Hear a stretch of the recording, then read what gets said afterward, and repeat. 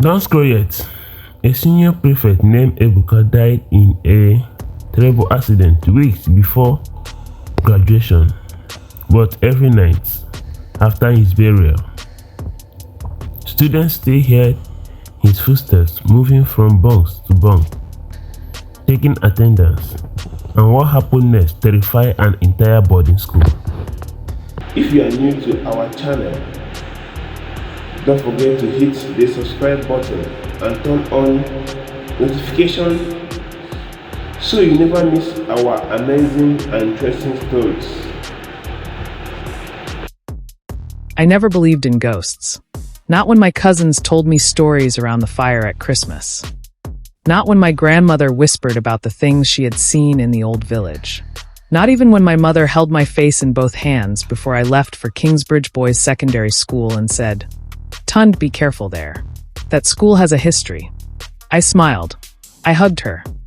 I climbed into the bus with my metal box and my new shoes and my whole chest full of excitement. I was 14 years old. I had just passed my common entrance exam with some of the highest marks in my state.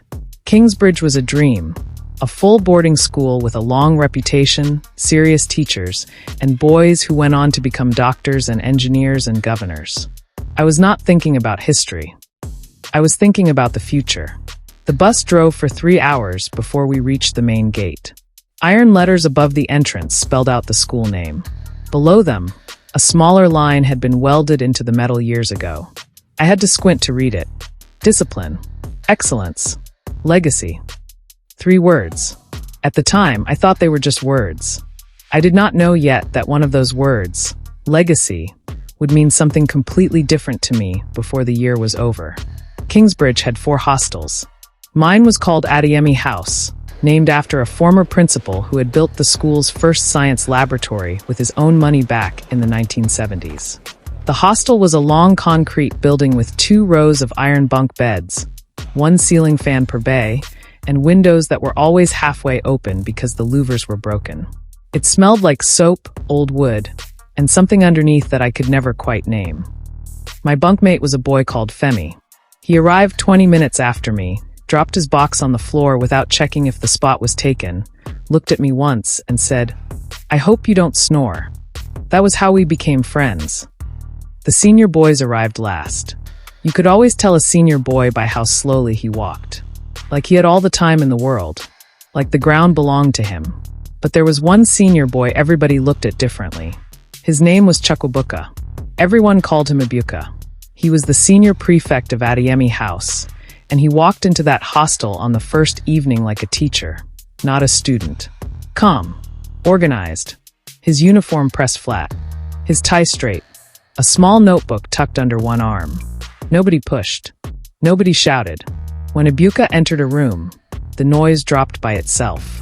I watched him from my bunk and thought, that is the kind of person I want to be one day. Ebuka ran attendance every night.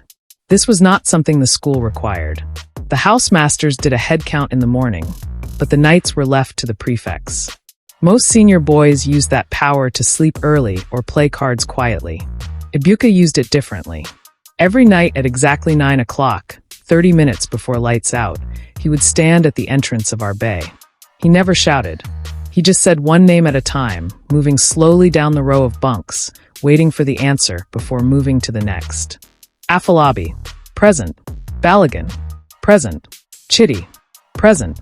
He did this for every single boy in the hostel. All 42 of us. If you were in the bathroom, he waited. If you were in the reading room, someone went to call you. Nobody was ever marked absent by mistake.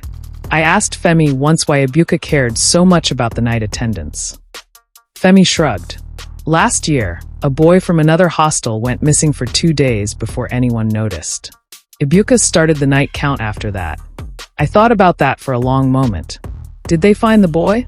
I asked. Yes, Femi said. He paused. Eventually. He did not say anything else, and I did not ask. By October, I had settled into the rhythm of Kingsbridge. Wake at 5. Morning prep at 5:30. Breakfast. Classes. Lunch. More classes. Games period. Dinner. Evening prep. Night attendance. Lights out. Every day the same. Every day with purpose. I was doing well in my classes. My mathematics teacher, Mr. Ojo, had already asked me twice to explain my working to the rest of the class. Femi and I had built the kind of friendship that only boarding school can create. The kind where you share toothpaste and loan each other stamps and know without asking when the other person is having a bad day. And Ebuka was still there every night. 9 o'clock. Notebook open. Moving down the row. I noticed things about him the longer I watched. He remembered if you had been coughing the night before and would ask quietly the next day if you felt better. He noticed when a junior boy had red eyes from crying and would sit at the edge of the bunk for a few minutes without making the boy explain anything. He was strict, but his strictness came from caring, not from power. The other senior boys respected him too. Even those who were older by a year never challenged him on the night count. When Ebuka was in the room, things simply worked. Graduation was still 8 months away for him. Back then, 8 months felt like forever. The accident happened on a Friday evening in November. The inter-school debate competition was held at Mercy Grammar School, about 40 kilometers from Kingsbridge. Ebuka was part of our school's debate team. Not the captain, but the strongest speaker they had. Everyone who heard him speak said the same thing. The boy could make you believe the sky was green if he wanted to. The team left after lunch. By 4 o'clock they had won. By 5 they were in the bus coming back. I was in the reading room when the housemaster, Mr. Adekoya, came in with a strange face. He told all the senior boys to go to the staff room immediately. He said nothing to the junior students. But things travel fast in a boarding school. By 7 o'clock, the whole hostel knew. The bus had swerved to avoid a trailer that crossed the road without warning. The driver managed to stop before the vehicle rolled. Most boys were shaken but okay. One boy broke his arm. And Ebuka, who had been sitting closest to the window, hit his head on the iron frame during the impact. He was breathing when they pulled him out. He was still breathing when the ambulance came. But by the time they reached the hospital in town, the bleeding inside his head had already done what the doctors could not stop. Ebuka died at 7:45 that evening. He was 17 years old. The school mourned quietly. There was a short announcement at assembly the following Monday. The principal spoke for 4 minutes. He said Ebuka had been a model student. He said the school would remember him. He said grief was natural, but that we had to continue. And then we continued. But Adeyemi House did not feel the same. His bunk was on the senior side, and nobody moved into it. Not because anyone made a rule. Nobody had to. It just stayed empty. The mattress still had his blanket folded on it, the way he always left it, perfectly square, tucked at the corners. His absence was loudest at 9 o'clock. The new acting prefect, a boy called Son, took over the night attendance. Son was responsible, and he did his best. But he called names quickly. He did not wait the way Ebuka waited. He did not notice the red eyes or the quiet cough. After 2 nights, Femi said to me in the dark after lights out, "It doesn't feel right." "I know," I said. Neither of us said what we meant. We did not have to. Some things are too big for exact words. The space where something important used to be is like that. You feel it most at the exact moment when it used to be there. 9 o'clock. Every night. That empty space. The strange thing started 3 weeks after the burial. The first report came from the junior boys in Bay 3, the bay furthest from the hostel entrance. 2 of them said they had woken up around midnight and heard footsteps moving slowly between the bunks. Slow. Measured. Like someone wearing school shoes on the concrete floor. Everyone said it was one of the senior boys going to the bathroom. Nobody was alarmed. But the next night it happened again. And the night after that. On the 4th night, one of the boys in Bay 3, a quiet boy named Kosi, sat up in his bunk and listened carefully. He said later that the footsteps were not coming from the direction of the bathrooms. They were coming from the entrance, moving down the row of bunks, stopping briefly at each one, like someone taking attendance. Kosi told his friend. His friend told someone else. By morning it had passed through the whole hostel like a small current of electricity. The older boys laughed. They said junior students always had overactive imaginations in the first term. They said the Harmattan wind made strange sounds in old concrete buildings. I told myself they were right. I was very good at telling myself things in those days. I heard it for the first time on a Tuesday night in December. Femi and I were in the same bay, Bay 2, middle of the hostel. That night the harmattan was strong. The half-open louvers rattled every few minutes. The ceiling fan turned slowly, making its usual low humming sound. I had been asleep for maybe 2 hours when something woke me. It was not a loud sound. It was a quiet one. That is the strange thing about certain sounds. The quiet ones reach you deeper, because your sleeping brain has to work harder to catch them. Footsteps. Slow. Even. Moving from the entrance of the bay. I lay still. My eyes were open, but the hostel was dark. The kind of deep dark that comes after midnight when even the security light outside the window has gone dim. Tap. Tap. Tap. The steps moved between the bunks. I counted them. 1 bunk. 2 bunks. 3. They were getting closer. My body went completely stiff. I wanted to tell myself it was a senior boy. I wanted to think of a reason. But Son had already done the night count hours ago. Nobody had reason to walk the hostel at this hour. The steps reached my bunk. They stopped.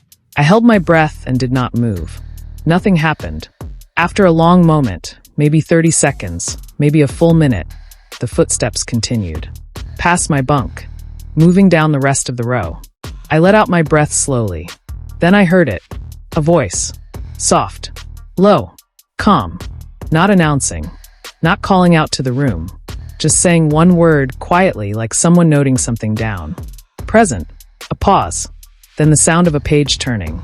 Like somebody moving through a notebook. Then again. Present. My chest became tight. The voice was not Son's voice. I had heard Son talk every day for weeks. I knew his voice.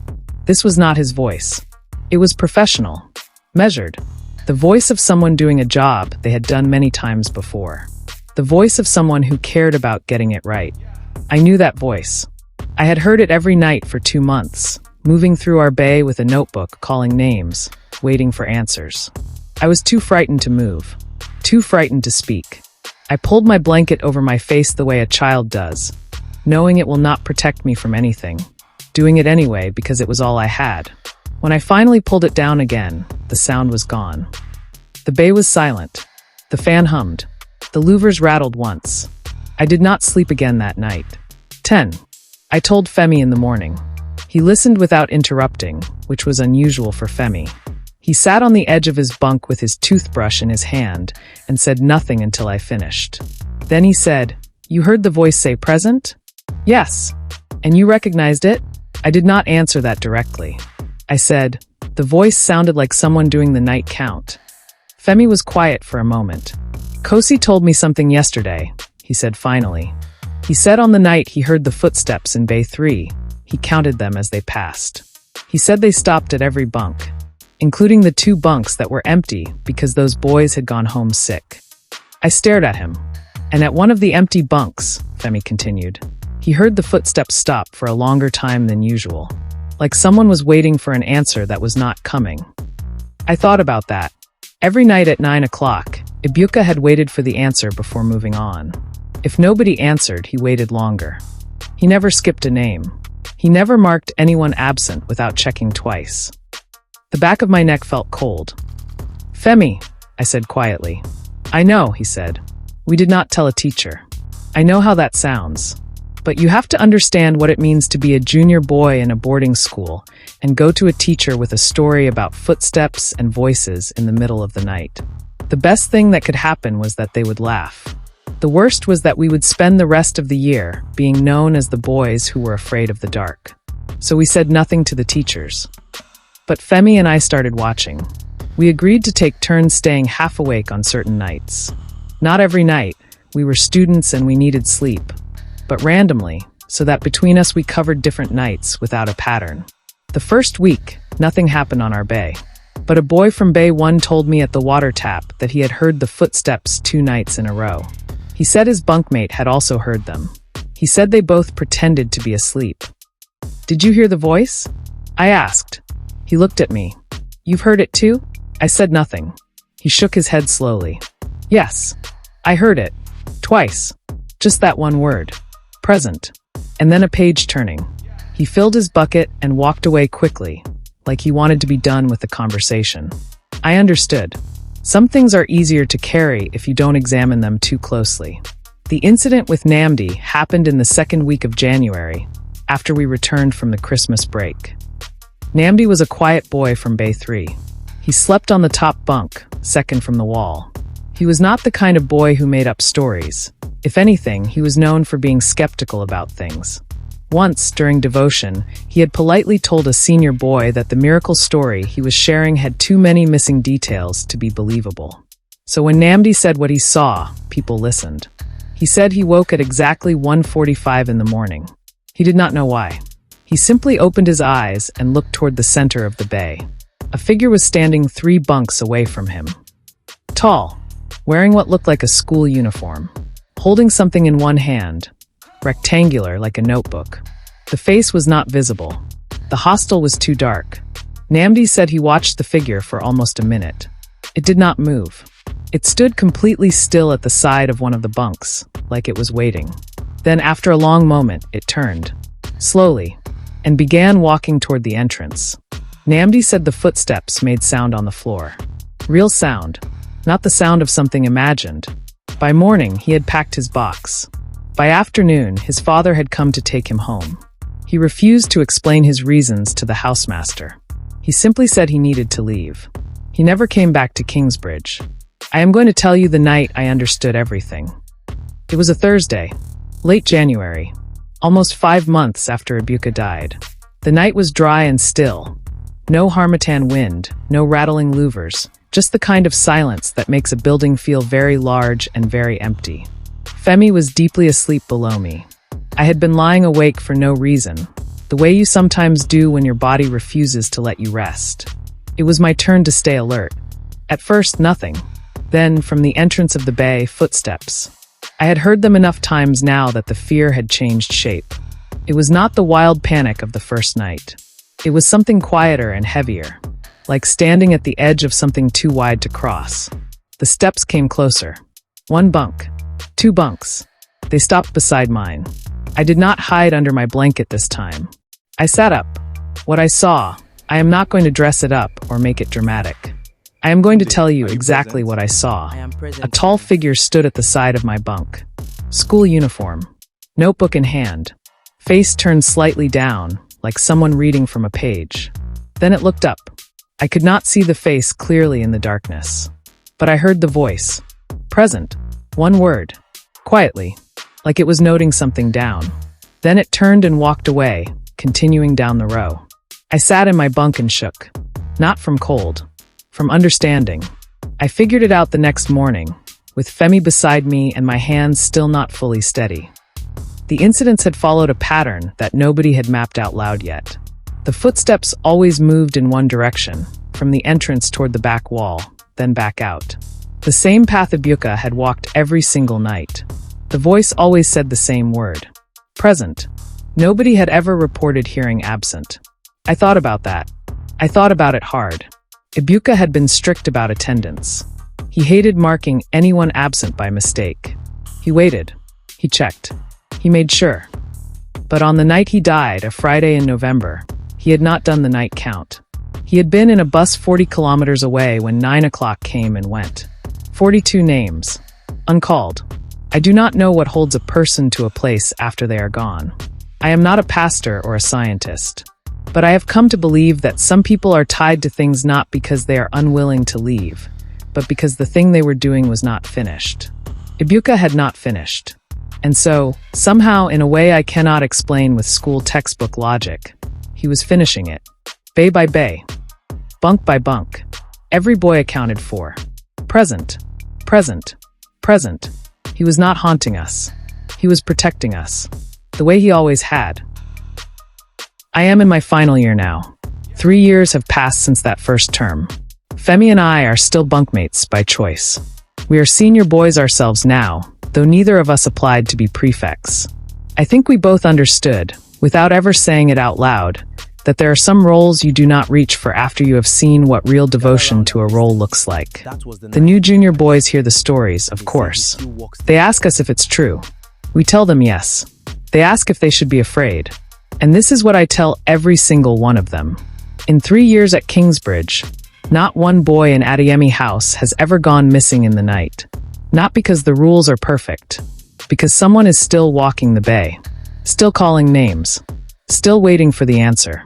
Some people leave a place and take everything with them. Ebuka left himself behind, in the only way that ever truly matters, in the work he refused to let go unfinished. So let me ask you something before you go. Have you ever felt like someone was still watching over you, long after they were gone? A grandmother, a father, a friend who left too soon, but whose voice you still hear in your head at exactly the right moment. If you have, drop a candle in the comments right now. Let's see how many of us are still being counted by someone who loved us. And if this story kept you up, if you felt that chill climb your spine the way I felt it that night in Bay 2, do me one favor before you scroll to the next video. Hit that subscribe button. Turn on the notification bell, because we have more stories like this one coming. Stories that will sit with you long after the video ends. We'll see you in the next one. Stay alert. Stay kind to the people around you. And always answer when your name is called.